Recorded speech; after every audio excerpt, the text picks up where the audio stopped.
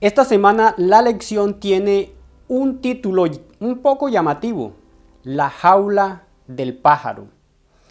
Una de las formas como se puede enseñar una melodía específica a un pájaro es tapar su jaula y aislarlo, y de esta forma el pájaro se concentra en esa melodía que oye para después imitarla. Dios en ocasiones permite que seamos llevados a jaulas tapadas, donde no podemos ver más allá de las dificultades que nos rodean. En esta lección veremos cómo y por qué ocurre esto en nuestras vidas. Bienvenido a Promesas de Vida, donde tendremos el resumen de la lección en 4 secciones. Sección número 1. Hacia la tierra prometida por un callejón sin salida. En Éxodo capítulo 14, versículo 10. Y cuando Faraón se hubo acercado, los hijos de Israel alzaron sus ojos, y he aquí que los egipcios venían tras ellos, por lo que los hijos de Israel temieron en gran manera y clamaron a Jehová. Cuando Dios saca al pueblo de Israel hacia Canaán, la tierra prometida, Dios no los quiso llevar por el camino más corto. Si miramos el recorrido que hizo Israel por el desierto para llegar a Canaán, vemos que lo más cerca era pasar por los filisteos. Éxodo capítulo 13, versículo 17 nos comenta lo siguiente: y luego que Faraón dejó ir al pueblo, Dios no los quiso llevar por el camino de la tierra de los filisteos que estaba cerca. Porque dijo Dios: para que no se arrepienta el pueblo cuando vea la guerra y se vuelva a Egipto. Dios, prácticamente al comienzo de este recorrido hacia Canaán, los llevó a un callejón sin salida, rodeado de montañas a los lados, con el mar enfrente y detrás el ejército de Egipto. La pregunta es: ¿por qué Dios los lleva a este callejón sin salida? Número 1. Para mostrar su poder salvador. Éxodo capítulo 14, versículo 13. Y Moisés dijo al pueblo: no temáis, estar firme y ved la salvación que Jehová hará hoy con vosotros, porque los egipcios que hoy habéis visto, nunca más para siempre los veréis. Número 2. Como testimonio para los incrédulos. Éxodo capítulo 14, versículo 18. Y sabrán los egipcios que yo soy Jehová, cuando me glorifique en Faraón, en sus carros y en su gente de a caballo. El pueblo de Israel necesitaba comprender que Dios estaba con ellos y que podía ayudarles en cualquier situación o problemas que estuvieran. Familia, en los problemas, en las dificultades, debemos someternos de corazón a la dirección de Dios y estar dispuestos a que Dios nos instruya.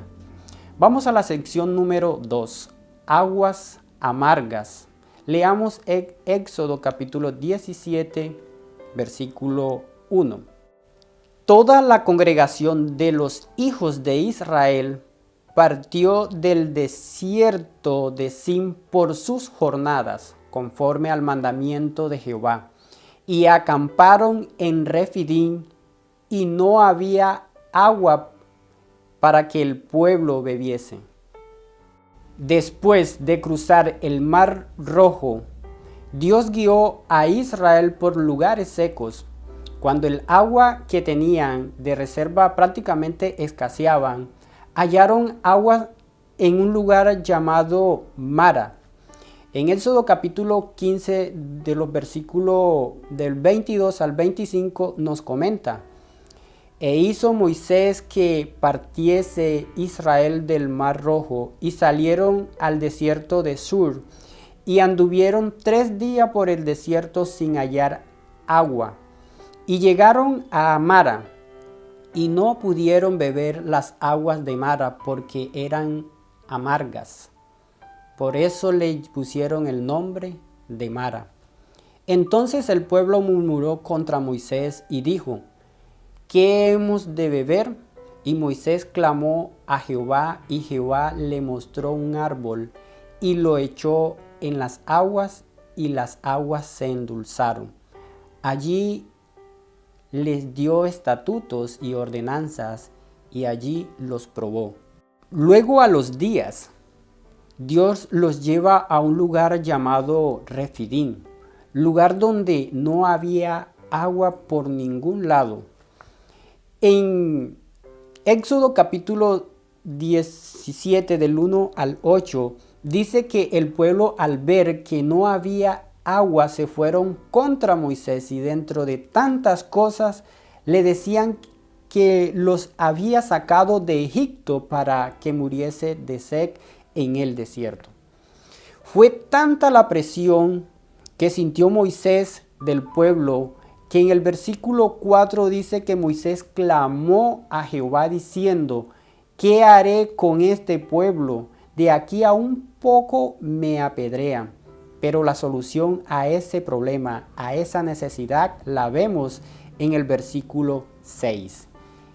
He aquí yo estaré delante de ti allí sobre la peña en Horeb, y golpearás la peña, y saldrán de ella aguas, y beberá el pueblo. Y Moisés lo hizo así en presencia de los ancianos de Israel.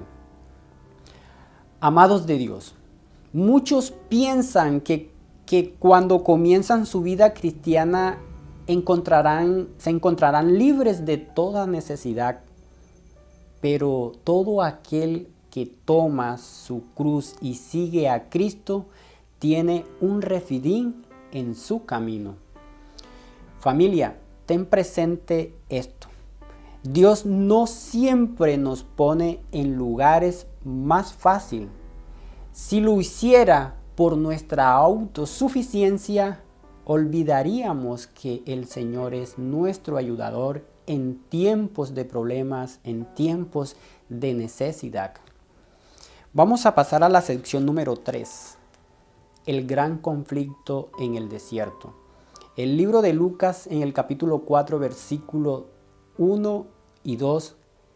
Jesús, lleno del Espíritu Santo, volvió del Jordán y fue llevado por el Espíritu al desierto, y por 40 días por 40 días y era tentado por el diablo, y no comió nada en aquellos días. Pasados los días, tuvo hambre. El texto de Lucas, del 1 al 13, nos habla que Jesús fue llevado al desierto por el Espíritu para ser tentado por el diablo, y también nos dice cómo Jesús venció ante la tentación. Jesús, al tomar la naturaleza humana, Cristo fue hecho idóneo para comprender las pruebas y dolores del hombre y todas las tentaciones con las que es acosado. Jesús, llevando nuestra naturaleza, fue leal a la norma de justicia de Dios y obtuvo la victoria sobre Satanás. Fue tentado en todo como nosotros, tal cual, pero sin pecado. Amados, el ejemplo de Cristo se halla delante de nosotros. Él venció a Satanás y nos mostró cómo también nosotros podemos vencerlo.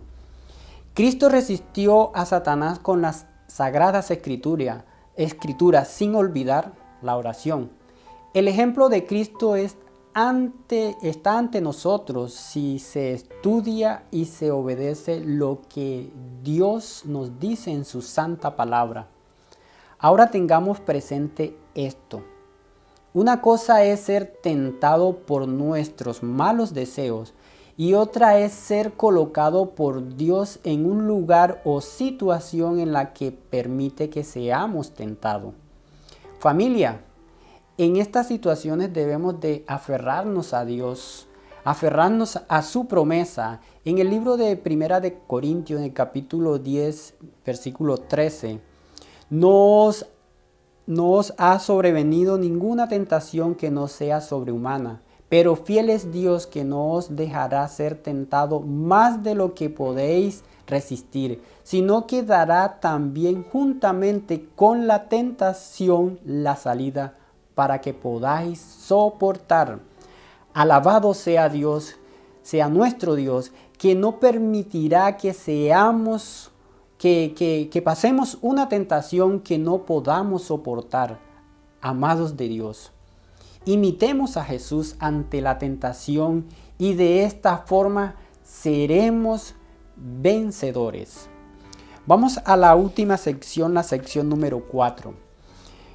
Un legado que perdura, en lo cual vosotros os alegráis, aunque ahora por un poco de tiempo. Si es necesario tengáis que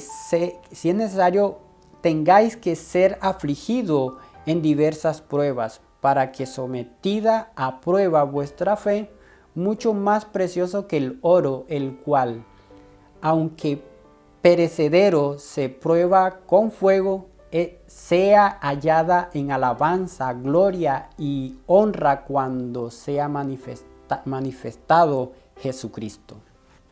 Pedro escribe a los expatriados de la dispersión en Ponto, Galacia, Capadocia, Asia y Bitinia, zona que hoy es Turquía occidental. Estas personas estaban pasando por dificultades y a menudo se sentían solas, como lo da a entender el apóstol en el versículo 6. Y además, ser extranjeros los convierte en minorías por muchas razones.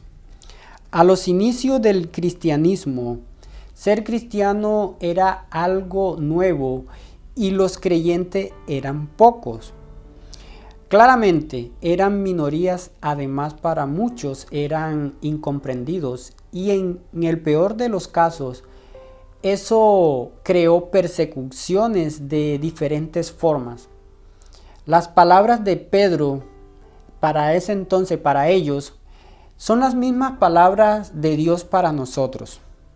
Querida familia, somos extranjeros y peregrinos en esta tierra, en este mundo. En Primera de Pedro, en el capítulo 2, versículo 11, dice: Amados, yo os ruego como a extranjeros y peregrinos que os abstengáis de los deseos carnales que batallan contra el alma. Como extranjeros somos una minoría sometida a burla, a persecuciones, las cuales Dios permite para fortalecer nuestra fe. Amada familia, a pesar de lo difícil o dolorosa que sean nuestras pruebas, nunca debemos de perder esa meta final, una vida eterna en un cielo nuevo, en una tierra nueva, sin dolor, sin sufrimiento ni muerte. Que Dios te siga bendiciendo. Recuerda compartir promesas de vida y compartirás esperanza.